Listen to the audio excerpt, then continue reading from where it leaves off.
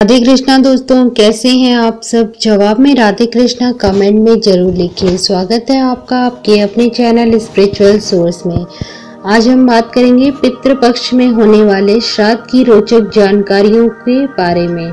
कौन कर सकता है, हम कौवे, गाय और कुत्ते में को ही श्राद्ध में अन्न क्यों खिलाते हैं, किसी अन्य पशु पक्षी को क्यों नहीं। किसी की मृत्यु के पश्चात गरुड़ पुराण ही क्यों पढ़ा जाता है। श्राद्ध में तर्पण के समय अनामिका उंगली में ही कुश क्यों बांधी जाती है। भोजन में श्राद्ध के समय खीर पूड़ी ही क्यों बनाई जाती है। इन सभी रोचक जानकारियों के जवाब के लिए जुड़े रहिए वीडियो के अंत तक। दोस्तों, हमें परंपरा का निर्वाह अवश्य करना चाहिए, परंतु क्या आप जानते हैं कि क्या रहस्य छिपा है इसके पीछे। तो आइए जानते हैं। इस वीडियो में आपको सभी सवाल का जवाब मिलेगा। दोस्तों, हमें अपने आने वाली पीढ़ी को अवश्य ही इनका कारण बताना चाहिए, क्योंकि हमारी जो आने वाली पीढ़ी है उसे हम नहीं बताएंगे तो कौन बताएगा। इसलिए सबसे पहले हमें जानना चाहिए। आज हम जिस परंपरा का निर्वाह कर रहे हैं उसके रोचक तथ्यों को जानने का अधिकार हमारे आने वाली पीढ़ी को भी है। इसलिए पहले आप जानिए और सबके साथ शेयर कीजिए ताकि सब लोगों को इसकी जानकारी हो सके। तो आइए सबसे पहले जानते हैं कि पितृपक्ष का महत्व क्या है। सबसे पहले पितृपक्ष के महत्व के बारे में जानते हैं कि क्या है पितृपक्ष। धर्म ग्रंथों के अनुसार श्राद्ध के 16 दिनों में लोग अपने पितरों को जल देते हैं तथा उसकी मृत्यु तिथि पर श्राद्ध करते हैं। ऐसी मान्यता है कि पितरों का ऋण श्राद्ध द्वारा चुकाया जाता है। वह किसी भी मास या तिथि में स्वर्गवासी हुए पितरों के लिए पितृपक्ष की उसी तिथि को श्राद्ध किया जाता है। पूर्णिमा पर देहांत होने से भाद्रपद शुक्ल पूर्णिमा को श्राद्ध करने का विधान है। इसी दिन से महालय का प्रारंभ भी माना जाता है। श्राद्ध का अर्थ होता है श्रद्धा। श्रद्धा से जो कुछ भी दिया जाए। पितृपक्ष में श्राद्ध करने से पितृगण वर्ष भर प्रसन्न रहते हैं। धर्म शास्त्रों में कहा गया है कि पितरों का पिंड दान करने वाला गृहस्थ दीर्घायु, पुत्र पौत्रादि, यश, स्वर्ग, पुष्टि, बल, लक्ष्मी, पशु, सुख साधन और धन्य धन आदि को प्राप्त करता है। बाद में पितरों को आशा रहती है कि हमारे पुत्र पौत्रादि हमें पिंड दान तथा तिलांजलि प्रदान कर संतुष्ट करेंगे। इसी आशा के साथ वे पितृलोक से पृथ्वी लोक पर आते हैं। यही कारण है कि हिंदू धर्म शास्त्रों में प्रत्येक हिंदू गृहस्थ को पितृपक्ष में श्राद्ध अवश्य रूप से करने को कहा गया है। आज से जुड़ी ऐसी ही बातें हैं, रोचक बातें, जो बहुत कम लोग जानते हैं, मगर ये बातें श्राद्ध करने से पूर्व जान लेना जरूरी है। क्योंकि कई बार ऐसा होता है कि विधि पूर्वक श्राद्ध करने के बावजूद भी पितृ श्राप दे देते हैं। इसलिए सबसे पहले हम अगर कोई कार्य करते हैं तो उसे मन से करना चाहिए और करने के पश्चात उसके बारे में उसके सभी नियमों के बारे में भी जान लेना बहुत ही आवश्यक होता है। दोस्तों, मैं अपना नियम के बारे में, पितृपक्ष के क्या नियम है, इसका भी वीडियो अपने चैनल पर अपलोड की हूँ, तो आप उसे भी देख सकते हैं। ये जानते हैं इस वीडियो में कि पितृपक्ष से जुड़े सवाल और जवाब। हमारा पहला सवाल है कि श्राद्ध कौन कर सकता है। तो इसका जो जवाब है वह यह है कि गया तीर्थ क्षेत्र की परंपरा के अनुसार कोई भी पुत्र पिंड दान, श्राद्ध आदि कर्म करवा सकता है।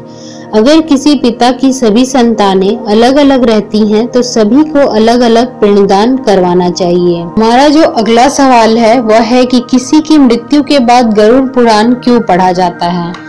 परिवार में किसी की मृत्यु के बाद इस पुराण का पाठ किया जाता है ताकि घर के लोग जन्म और मृत्यु के रहस्य को समझ सकें। विष्णु पुराण ग्रंथ में जन्म और मृत्यु से जुड़े हुए सभी रहस्य बताए गए हैं, जो गृहस्थ जीवन के लिए अति आवश्यक हैं। इन्हें अवश्य पढ़ना चाहिए और इन जन्म मृत्यु के रहस्य को समझना चाहिए। हमारा तीसरा जो सवाल है वह यह है कि श्राद्ध करने के लिए दोपहर का समय ही श्रेष्ठ क्यों माना जाता है। मान्यता है कि पितृपक्ष में दोपहर का समय किया गया श्राद्ध पितृ देवता सूर्य के पास ग्रहण करते हैं। उन्हें जो तर्पण किया जाता है, उनके लिए भोजन दिया जाता है, वो दोपहर के समय करने से वो सूर्य के प्रकाश से उसको ग्रहण करते हैं। दोपहर में अर्पित किए गए पिंडदान से पितृ जल्दी तृप्त हो जाते हैं और फिर वंश की वृद्धि करते हैं और वंश में धन्य धान्य की का आशीर्वाद देते हैं। हमारा जो अगला सवाल है वह यह है कि श्राद्ध कर्म के समय अनामिका उंगली में ही कुशा क्यों पहनी जाती है? तो इसका जवाब यह है कि कुशा को पवित्री भी कहा जाता है। कुशा एक विशेष प्रकार की घास होती है जो बहुत ही पवित्र मानी जाती है। इसे अनामिका यानी रिंग फिंगर में भी धारण किया जाता है। इसे इसी अनामिक में ही धारण करने का विधान है। इसे पहनने से हम पूजन कर्म के लिए पवित्र हो जाते हैं। इसीलिए कुशा को धारण करने के पश्चात ही किसी भी प्रकार का पूजन किया जाता है। कुशा को पवित्री कहा जाता है। इसलिए हमारा जो अगला सवाल है वह यह है कि पिंडदान के पिंड चावल से ही क्यों बनाए जाते हैं? तो इसका जवाब यह है कि चावल के पिंड को पायस अन्न मानते हैं। यही प्रथम भोग होता है, इसलिए चावल के पिंड बनाए जाते हैं। अगर चावल न हो तो जौ के आटे का भी पिंड बनाया जा सकता है। हमारा जो अगला सवाल है वह यह है कि श्राद्ध में खीर पूड़ी ही क्यों खिलाई जाती है? जवाब यह है कि खीर पूड़ी 30 त्योहारों पर बनने वाला पकवान है। पितृपक्ष पितरों का त्योहार है, मतलब हम जिस प्रकार त्योहार मनाते हैं उसी प्रकार पितृपक्ष पितरों का त्योहार होता है। उसी समय पितृ धरती लोक पर आते हैं, पृथ्वी लोक पर आते हैं और तृप्त होते हैं। इसलिए मान्यता है कि इन दिनों में पितर देवता हमारे घर आते हैं, घर पधारते हैं। उनके सत्कार के लिए ही खीर पूड़ी बनाने की परंपरा निभाई जाती है। इसीलिए खीर पूड़ी सबको उस समय खिलाई जाती है। हमारा जो अगला और अंतिम सवाल है वो यह है कि कौए, गाय और कुत्ते को ही भोजन क्यों कराया जाता है, किसी अन्य पशु पक्षी को क्यों नहीं? कौए को यमराज का संदेशवाहक माना गया है। यमराज के पास 2 श्वान यानी कुत्ते भी हैं। गाय में सभी देवी देवताओं का वास माना गया है।